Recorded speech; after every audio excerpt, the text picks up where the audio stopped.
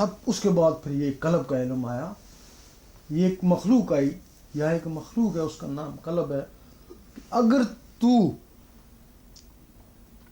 بحثیت میں درجہ حاصل کرنا چاہتا ہے اچھا، تو قلب سے عبادت کر.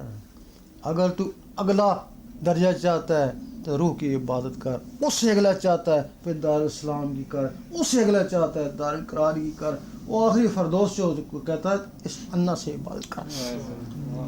اس سے تیرا درجہ بڑھے گا نا، ورنہ سارے ایک ہی درجے میں نا. یہ جو تمہارے درجے ہیں نا اندر کے انسانوں کی وجہ سے. پھر ان انسانوں کا تعلق ایک ایک جہان سے اللہ نے رکھا. نفس کا تعلق اس دنیا سے. اب اس نفس میں طاقت ہے، تم رات کو سوتے ہو نا، وہ اس تمہارے جسم سے باہر نکل جاتا ہے. خواب کے ذریعے تم اپنے آپ کو شیطانوں میں گھومتے دیکھتے ہو آگے پیچھے. وہ تمہارا نفس وہی مخلوق جاتی ہے نا، اس میں شیطانی طاقت ہے نا. پھر دوسری مخلوق اس میں طاقت نہیں ہے، لیکن جب تم اس میں طاقت پہنچاؤ گے نا قلب والی میں، تو پھر یہ بھی خواب میں نکلے گی نا، تو یہ سیدھی ملکوت میں جائے گی. پھر اگر روح کو طاقت پہنچاؤ گے تو وہ یہاں سے نکلی نہ گیا، سیدھی جبروت میں جائے گی نا. تو جبروت میں نمازیں ہوتی ہیں، حضور پاک پڑھاتے ہیں نا، یہ وہاں جا کے نماز پڑھا کرے گی نا.